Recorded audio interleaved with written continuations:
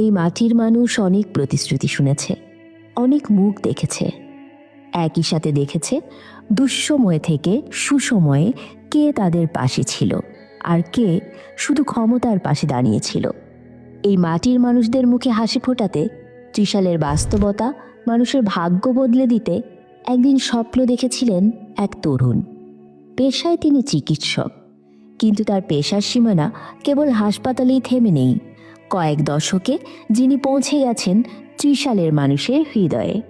এই গল্প একজন লড়াকু মানুষের, যিনি বিশ্বাস করেন মানুষই রাজনীতির আসল শক্তি। তিনি ডাক্তার মাহবুবুর রহমান লিটন। কেমন আছেন? ধান কাটা শুরু করে দিচ্ছেন? ও আচ্ছা, ঠিক আছে, যান। কেমন হয়েছে ধান এবার? আচ্ছা, ঠিক আছে। ত্রিশাল ইতিহাসের আলো ছায়ায় মোড়ানো এক জনপদ। এই জনপদেরই এক সম্ভ্রান্ত পরিবারে 1963 সালের 21 মার্চ জন্ম নেন ডাক্তার মাহবুবুর রহমান লিটন, যে পরিবারের শেকড় ছড়িয়ে আছে বাংলার সব আন্দোলন সংগ্রামের সাথে। তার পূর্বপুরুষেরা ছিলেন প্রতিটি লড়াই সংগ্রামের একনিষ্ঠ অংশ। ত্রিশালের সাথে তার আত্মার সম্পর্ক।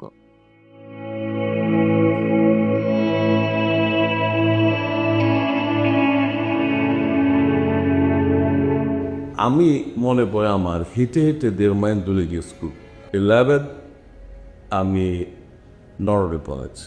তো নরডেম কলেজে পড়াশোনা করে 11 and 12 এই সময়ে আসলে একটা ঘটনা, এই ঘটনাটা আমি একদিন ছুটির সময় বের হলাম।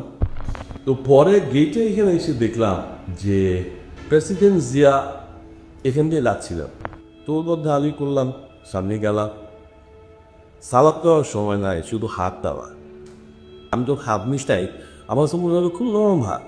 এটা আরবি পারসন এত নরম হাত দিতে পারে। তো এটা এখন বলছি টুয়ার্ডস জিয়া রহমান আমার ইনসাইডে একটা অ্যাট্রাকশন ডেভেলপ করায় দিয়ে গেছে হ্যান্ডশেকের মাধ্যমে। স্কুল কলেজের পথ পেরিয়ে 80 দশকের গোড়ায় তিনি পৌঁছান দেশের অন্যতম সেরা শিক্ষালয় ঢাকা মেডিকেল কলেজে। সাদা অ্যাপ্রনে মেডিকেলের দিনগুলো শুধু চিকিৎসা শিক্ষার অধ্যায় নয়, এটি ছিল লিটনের রাজনৈতিক জাগরণের সময়। তো পরীক্ষা দিলাম, মেডিকেল চান্স হইল, ঢাকা মেডিকেলের চান্স। দ্যাটস হাউ আমি অ্যাডমিশন টেস্টে অ্যালাউনে ঢাকা মেডিকেলে জয়েন করলাম। It is 1982। তারপর স্লোলি এসে